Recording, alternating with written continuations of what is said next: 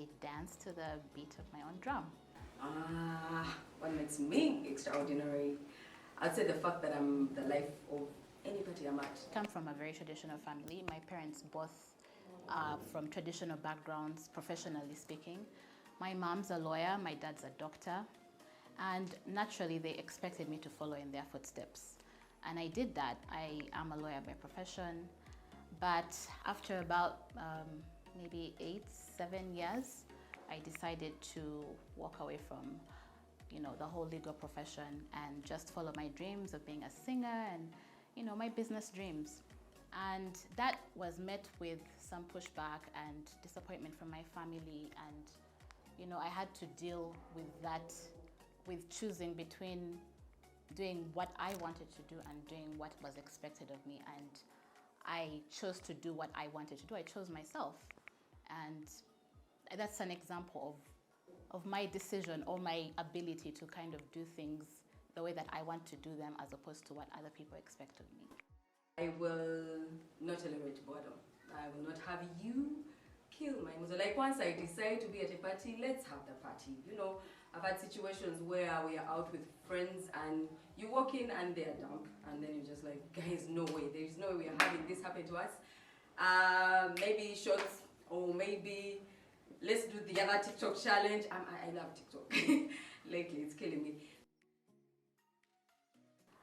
My greatest success my greatest success is my 2 boys. And I know that's a weird answer for most people, but growing up, everyone always said, well, I look like someone who has changed or what, those kinds of things. And honestly, I was terrified that, when you hear something so many times, you start to believe it.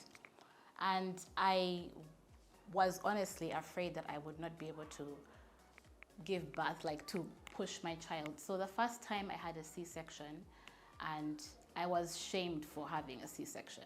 Everybody expected me, oh, you should have pushed, oh, blah, blah, blah. But I was scared, and I elected to do a C-section at the time. And it turned out that I actually had made the right decision, because when they cut me, they found that my baby had a cord around the neck. So I listened to my intuition, to my gut, and I went with that.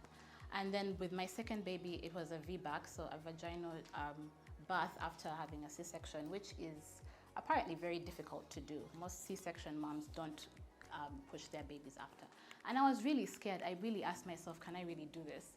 And I did it. And I remember when my baby came out, thinking to myself, if I can do this, there's nothing that's going to stop me. Like, that was the hardest thing I've ever had to do in my life. Like, it was no joke. But yeah. My greatest success must be the fact that I'm a wife. I've been, we lived a whole life of, telling friends, telling colleagues, marriage is not for me. And when I thought that I was getting comfortable with that whole line of marriage is not for me, I'll be the bougie auntie who spoils everyone. Every pressure seemed not to catch up with me until when my sister decided to show seriousness in that direction, getting pregnant, showing her boyfriend and then I thought, wait, you know what? I think, I need to get in line. So I went right ahead and told my boyfriend of the time, who was really, really playful, I mean complicated. The man can be something. You are talking about settling down, he's talking about, I need, all these things that they keep talking about, house, car, what. Who needs all that? When you're ready, you're ready. And from 2019, when we wedded, I consider this a real success. It's a good one. It's a good thing. One of those things that I didn't expect, that I worked towards, and they happened. To me, beauty is a personal thing. It's who you are intrinsically as a person, not, whether you have, it's who you are as a person, but also owning your flaws and all, like accepting. It's about acceptance, really, accepting who you are and loving that person. I think that's what makes someone beautiful. Beauty is, beautiful skin. By beautiful, I mean clear skin, fine nose, akalala, comb. I don't know if I have one. And, beautiful eyes. You know, there's this people you look at and it's like they're looking into your soul. Those are beautiful eyes. And then, of course, now the nyash issue, fine body. So fine body, fine face, and also the inner beauty, your character, how you express yourself, how you deal with people, how you know, relate completely with people. Are you friendly? Are you sweet with people? Are you rude? In which case your beauty goes down by like a few knots. So it's how beautiful your heart is and how beautiful your face is.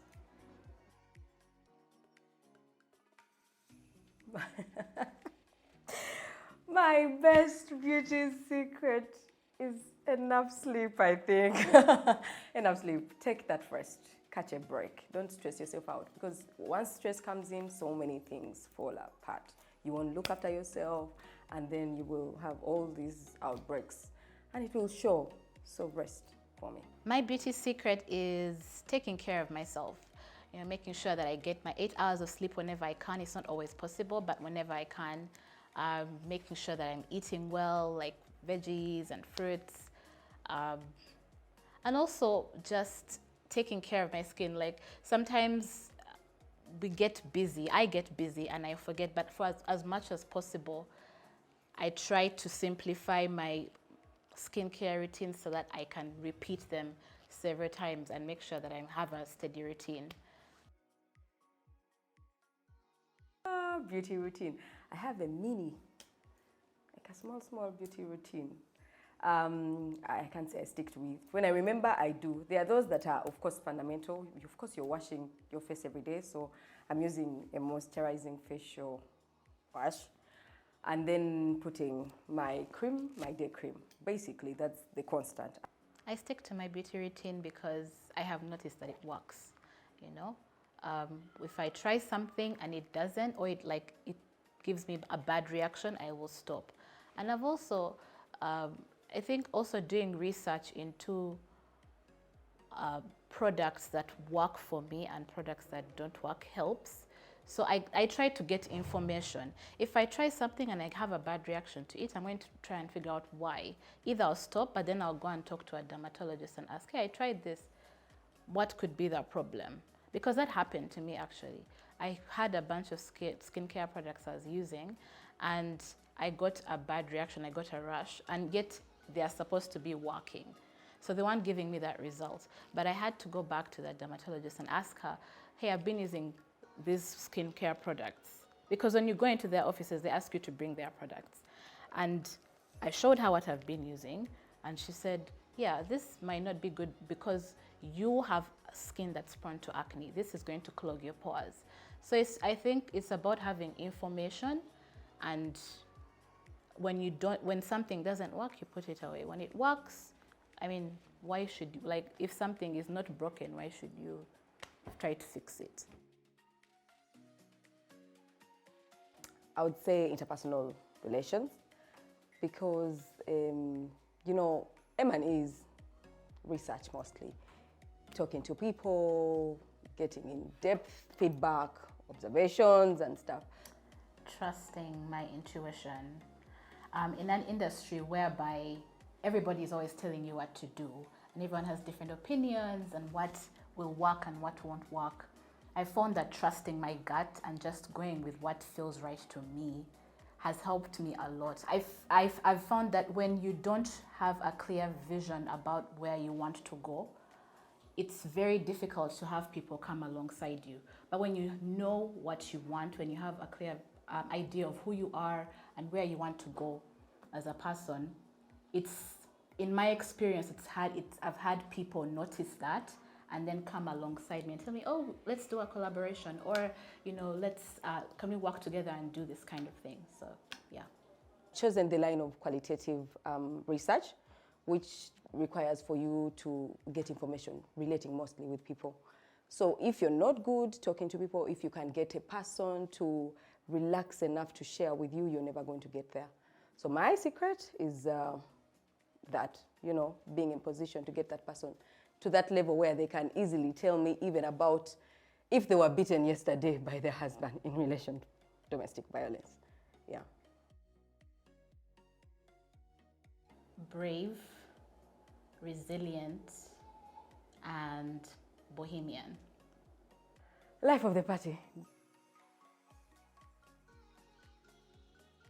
You should check out Gift Bag. They sell cards, like conversation starter cards. So I'm somebody who likes connecting. If I'm going to go and hang out with somebody, I don't want to just like do small talk and that kind of thing. I want to have like a serious, deep conversation and actually get to know the other person or bond with somebody who I already know. If you're going to have like a game night and you're going to be hanging out with your friends, it's a good way to just like open people up, because they have different types of games. They have like truth or dare, or like drinking games and that kind of thing. So yeah, it's pretty fun. So Nkunda Couture's, I refer to her as my personal fashion designer. She handles, are we having a wedding? She will do the clothes. Are we having a Kwanjula? She will do our, she's handling my mom's things, my mother-in-law's friends, my friends. It just has become family so much that you don't have to think about anyone else. Once it comes to dressing up, she's the person.